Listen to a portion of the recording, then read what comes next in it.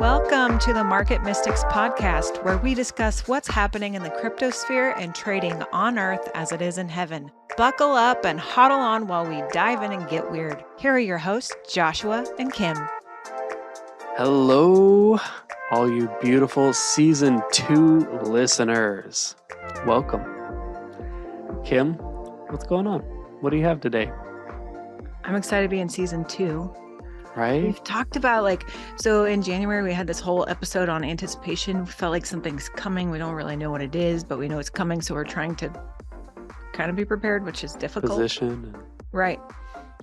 And then all of a sudden, things are shifting this week. And I'm kind of excited for the direction in which the Lord's leading us with this podcast and other things. And I think they'll all wind up kind of intertwining. It's interesting how he does that, right? He takes things that seem completely unconnected to you and he goes, oh, no, but here you are. Look at all these links. Look at how you overlap. Yeah, it's fascinating to see and to just really ponder and figure out who am I, who are we, where does it plug in, how these things that are like you talked about overlapping, and we've seen new ways that even just like Kim and Josh's Upper Room Capital Development are connecting with the Eden Protocol things that we're doing in South Africa, and with just different other groups that we're a part of. And one of the big reasons that we started doing these interviews was so that we could get a bigger picture of what Yahweh was doing on the earth, so that we could see where we plug into that. And that has, even within that, that's expanded our view and showed us, oh, maybe we need to be more plugged in over here, and maybe we need to shift directions over here. And it's pretty crazy, like how when you really step back and you get a broader view, you can get a lot more direction and sense of identity, and then you can zoom back in and really figure out the details of how to outwork that. And we've talked about that some, like we've talked about the analogy of going up the mountain and shedding mindsets and projects and just earthly things as you're going up the mountain. And then you get to the top of the mountain and you reach this place of oneness and with Yahweh, and it's like, oh, okay, this is great. Then you start to go back down the mountain, and sometimes he instructs you to pick up this business idea and this identity and this mindset, but it's coming from a different source. There's a part of a program that I'm a part of that teaches the concept of up, up, down, down, out, out. And it's just like you go up to this place of oneness, but then you come back down because we were created for the earth. Like that's why we're here, is to change the earth. So we come back down and then we go out and we outwork that in the earth. And I just think that's what Kim and I are finding, is we're finding now kind of the out, I would say. Like we went through a journey last year where we're like, okay, Upper Room Capital Development, we're going to do financial coaching, we're going to invest in crypto, and this is who we are, this is what we're going to do. And very quickly we were like, oh, this isn't working quite the way we thought it would work. And so we started this journey of going up the mountain and shedding kind of the mindsets and things that we were carrying and how we thought things were going to get outworked. And then towards the end of 2022, I feel like we really started coming back down and like, oh, maybe it's like, maybe wealth isn't exactly what we thought it was. Maybe capital is not exactly what we thought it was. Maybe the markets aren't exactly what we thought they were. Coming back down the mountain with these other thought processes. And I'm not saying we have it fully figured out, but it's a different mindset than when we entered season 1. Entering season 2 is a totally different mindset. And now we have an opportunity to really take that and explore what the outworking of that might look like. Mhm. Yeah. I think it's true. When we were pressing in with the Father before we started recording today, this is something that we do often. I was, I don't know, I was just reminded of where we started a year ago when we started the podcast and the journey that we've been on. And so if you've been following us for any amount of time, you will see a definite change. You'll see shifting of mindsets. You'll find shiftings of ways that we have been operating, the way we view others, the way we view the kingdom, the way we view the markets. I mean, it's a wild thing. And I would say just if you weren't around for it, you can go back and listen. You'll see a progression. It's kind of fun, but also it's kind of part of it. Like there's some vulnerability in being pretty authentic. Like I'm not going to fake it when I'm not okay. And I'm not going to fake it when I don't know something or when I've learned something and what I was doing was completely not the way I was supposed to be doing it. But know this, I think it's life-giving. Like if you can step back and actually go through this a little humble, I would say, like with a little bit of humility, and realize that you're not right all the time. You're just working on the information you have at the moment. Then you know it's a journey.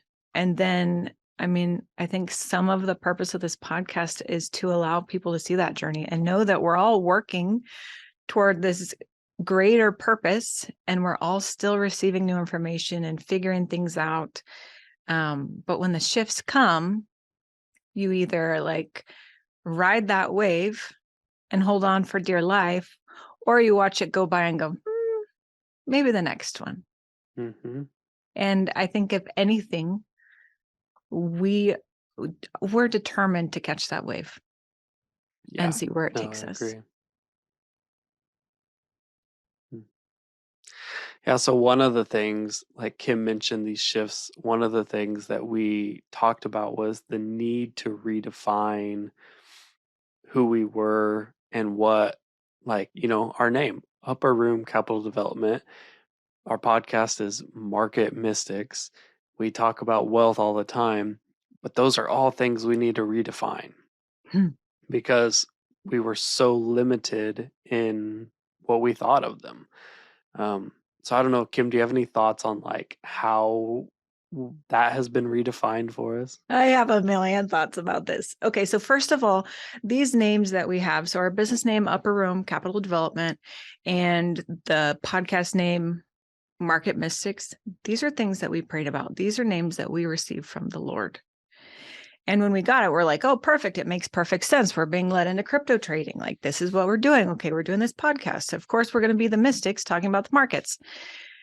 But I don't know if you guys ever do this, but I find that the Lord will lead me into things and he gives me enough information to make me think I know what I'm doing that I'll step into it when really there's exponentially more. So he knew what he was doing with this, and it all kind of fell in the same vein. But recently, what we've been talking about with this stuff, like, let's first take Upper Room Capital Development. Okay. Capital to us meant like the amount of like net worth that you have, right? The amount of assets that you have, typically looked at in terms of dollar bills or how many zeros are in your bank account. Yeah, like I think the size of your storehouse is like a good analogy for that. Like, That is really good. And what he's shifting, and I'm going to look it up right now. You would think I'd be a little more prepared. What he's shifting is how, I don't know, kind of like taking us back to the root of the word.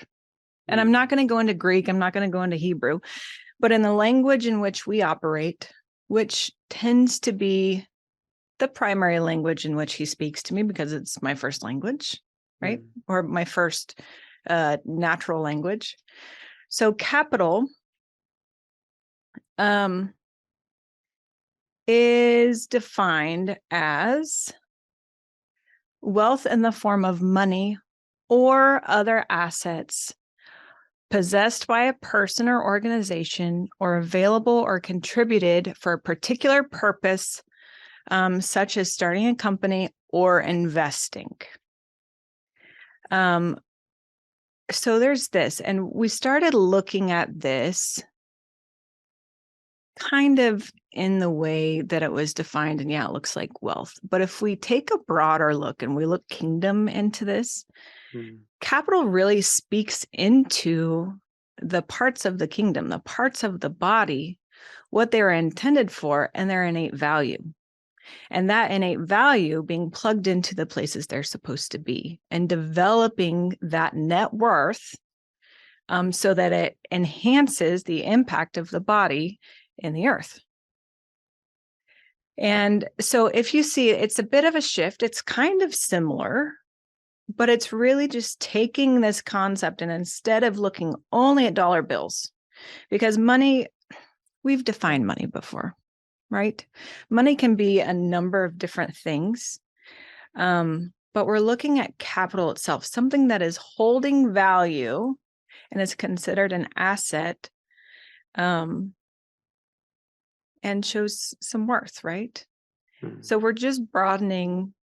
I say we're broadening this. This has really been the Lord with us. He's like, haha, you guys. I told you capital and you thought this one thing, Right. but I'm showing you it's so much more. It Mm. makes a lot of sense when we, like the last part of 2022, we really started getting heavy into expanding the view that we have of the kingdom, taking a look from different perspectives, seeing people for their purposes and Mm. the part of the body that they represent and how they outwork that, even though it's different than us, even if it's completely polar opposite than us. Mhm. Yeah. Yeah, Yeah. no, I think that's great. And you know, like I said, a broad way of describing capital would be like um the size of your storehouse. Well, if we really are operating from heaven, the size of our storehouse is significantly different.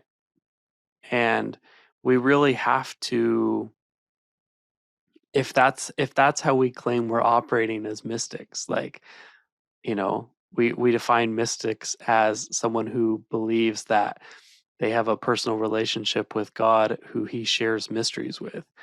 If that's who we believe we are and he's sharing financial mysteries, then our view of capital needs to be way bigger. And I'm not just talking about dollars in a bank.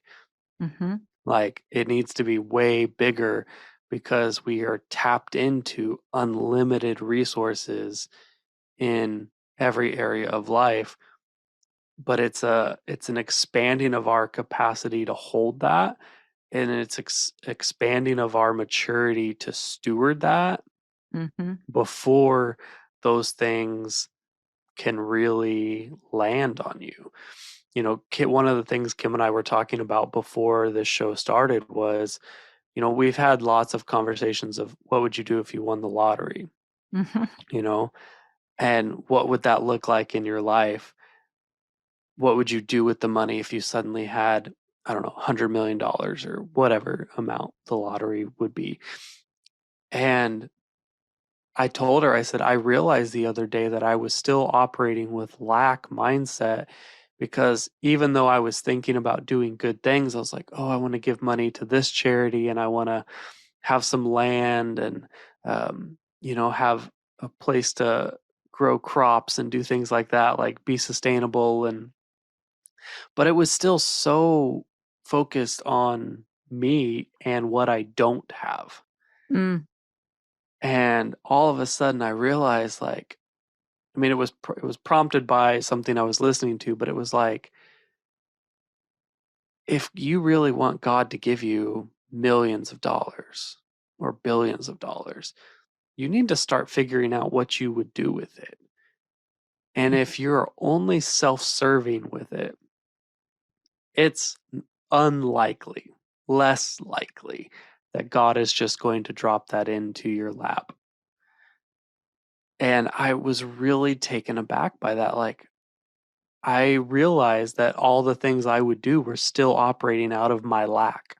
I was still operating out of the lack of what I don't have rather than thinking, oh, I'd like to create a business that employs 1,000 people so that I can also improve the life of all of these other sons of God. Like, it wasn't things like that. It wasn't, oh, I'd like to, influence this area of business and society. It was just, oh, I'd like to have this because I don't have this. And it just really made me think like, oh, I gotta change what I think of capital. It really is a shift, and I feel like it's just a broader look at it. Mm, I mean, I truly, honestly, I came in very narrow-mindedly about what that meant, and I think at the time I needed to, because otherwise I probably would've been like, "This is a bit too big for my shoes," right? Like, uh-huh. I this is bigger than what I can handle. Um, but we're also really dedicated to being taught and stretched and all of those things. And I also believe that in the right time, the Lord reveals the things he needs to reveal to you to get you to take the next step or Yeah. to advance in what he has for you. And that's really the position in which we're coming. Mhm. Yeah. So let's talk about market. We have a couple definitions of market. Um, my pen just broke. Sorry. You saw a little surprised look on my face. That's what happened. Uh, Josh, you want to go over a couple of these definitions? Yeah. So market, a regular gathering of people for the purchase and sale of provisions, livestock, and other commodities, or an area or arena in which commercial dealings are conducted, or the state of trade at a particular time or in a particular context, which I think is great. It's a great definition.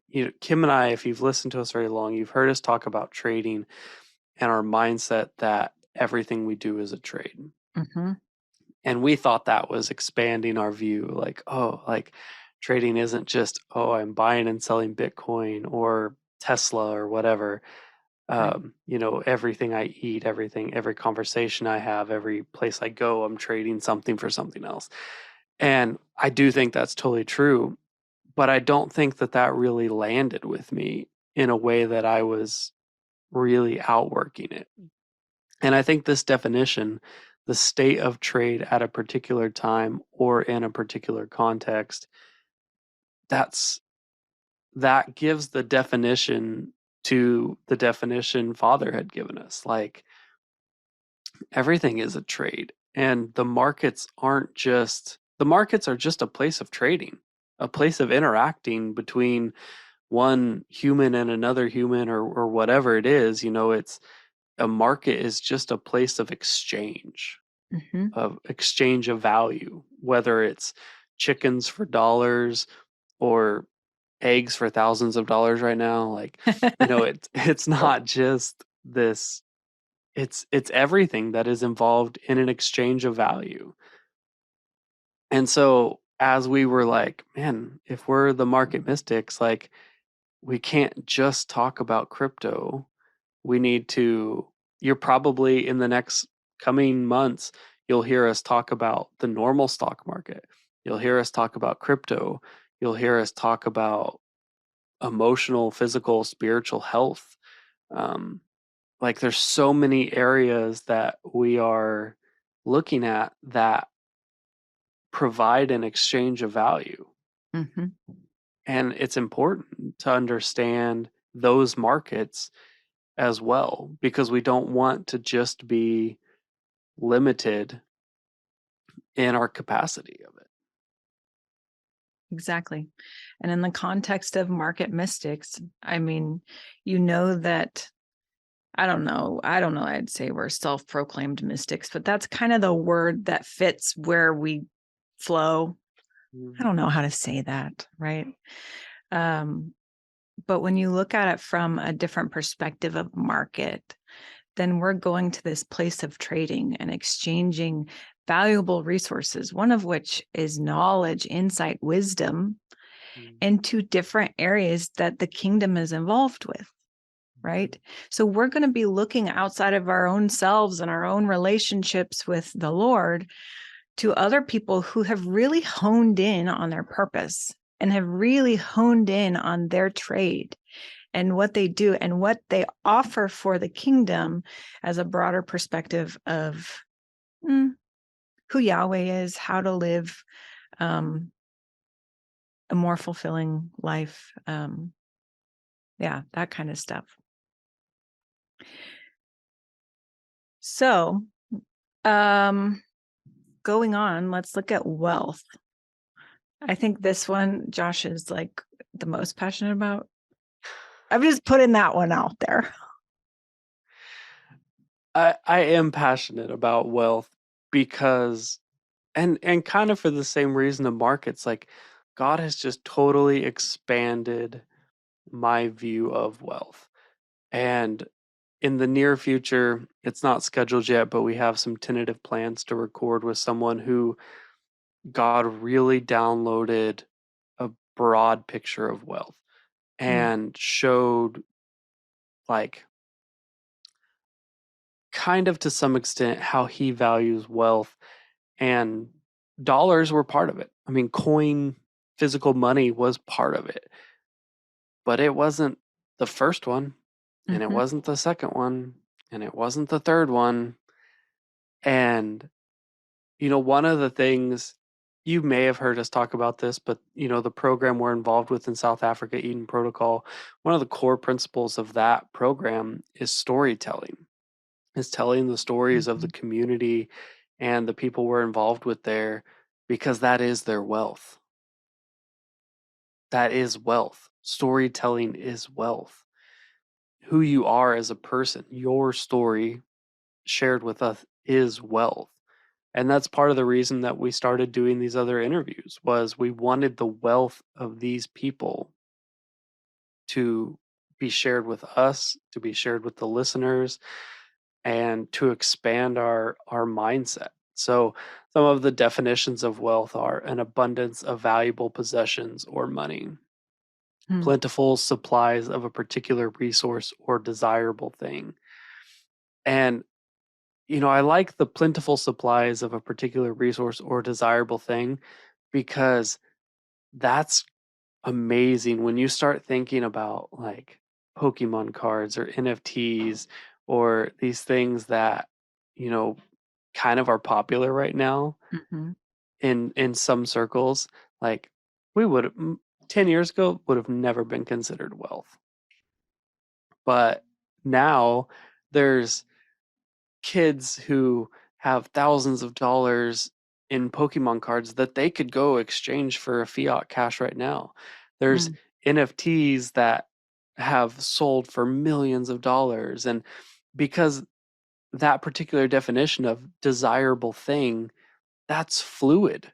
Like, what is desirable in one generation is different in another generation. And even like zoomed in more than that, what's desirable in one community is different in another community. And even zoomed in of that, what's desirable of one person is different than what is desirable in another person. And there's nothing wrong with that at all. That's how we were created to function. But if we can't see the wealth that is hiding in another person, we won't be able to draw it out. We won't be able to tap into that and see. I think one of the things that I'm passionate about is identifying the wealth that's hidden in another person, because that is, in essence, seeing a market that wasn't there before, which in essence increases your storehouse, so your capital. All these things tie together if you can change your focus and perspective of what these things are. Mm, that's so good. That leads into something that I wasn't planning on talking about today, but I'm going to anyway. So, surprise, Josh. We were talking about this. So, Upper Room, our company, we've offered financial and cryptocurrency not counseling, coaching, Coaching. to help people get into the markets. And just as we were pressing in with the Father before this show, he showed a shift in that. And one of those things is, and to be honest, just complete transparency here, that doesn't like spark some big passion in me to do the coaching. I can do it. We have the knowledge to help people get into the markets and how to seek the Lord on what to invest in. However, he's shifting this as well. And he's shifting it into something that we are both really passionate about. And we plan to shift our coaching appointments into coaching for identity, essentially helping people to seek out who they were made to be. You may already know, dial in on purpose, function, how to outwork it, how to connect with other people who are drawn and made for some of the same things, how to view and realize value of people who are made completely different than you, all of those kinds of things, so that that individual capital can be realized, so that you can enter the kingdom market and you have something of value to be able to trade and you know what it is. You know what I mean? So that you can be realized in your own life and those around you for the wealth that you do hold, for whatever it is that you have in abundance. So it's just some mind shift or mindset shifting, but also some really like digging in and figuring out who you were made to be. That's something I'm passionate about big time. It's one of those like big bold letters on my destiny is to help other people realize this. See, I get real passionate about it. I'm going to stop talking because I'll just go on and on. But that's one of those things. And we really do care about it because it makes the body as a whole far more functional. Yeah. Yeah. So much, yes. Like I know you said, we hadn't talked about sharing that, and I'm just sitting here going, yeah, I'm just soaking it up like, yeah, let's do that. Let's do that. That's great. Like and it's not that it isn't that we are totally abandoning financial coaching. If someone comes to us and that's something they're interested in, yeah. But we want to expand what we're offering because I my personal opinion, as you start to find out more of who you are and where you're tied into and the wealth that is within you, the financial piece of it comes along. Like, that those pieces of it come together as you start to figure out where you're plugged in to the body, what you were called to do, what little piece of the puzzle you were called to like change earth into how it looks in heaven in this one little area. That that's wealth to understand that.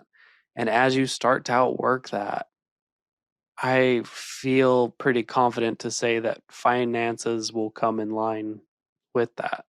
Mhm. Agreed. Yeah.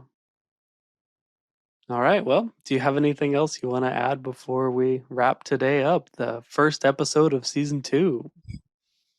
I wonder if everyone can feel the shift. I don't know. Maybe I if don't know. they This followed it. feels like a shift, like a significant, at least realizing of the shift. It may have been there Yeah. all along. It's just like, when you go to the chiropractor and your back is a little out of line and then you get like shifted a little bit and you're like, oh yeah, that does feel better. I didn't Yeah. even know there was an issue. All of a sudden I can bend this way again. Right. Right? That's kind of what it feels like to me. Mhm. And yeah, I would encourage everyone to soak it in, seek the Lord, Ask him, where's the capital that you possess? In what market do you fit? What kind of wealth do you possess? And again, if you need help finding that, reach out. If you don't need help finding it and you already know what it is, reach out. Right? Yeah. We'd love to connect. Right. This really is about the knitting together of the kingdom. Really big picture, right? Knitting together of the kingdom so that kingdom principles can start being outworked in the earth. So that, again, the body can start functioning how it was intended to. When I say the body, I mean the body of Christ. Mm. And so elbows don't have to act like knees. Yeah, exactly. Yeah. Exactly. Awesome. All right. Well, thank you guys for joining us today on this momentous episode 100, episode 1 of season 2. Kim and I are excited for where things are going. We're excited that you guys are on the journey with us. We'll see you soon. Thank you for listening. Join us every Monday and Thursday as we discuss trading on earth as it is in heaven. If you want to connect further, follow us on social media at market.mystics for Instagram and TikTok, and search for Market Mystics on YouTube and Facebook. If you still need more, follow the link on Facebook to book a coaching appointment. Until next time, see ya.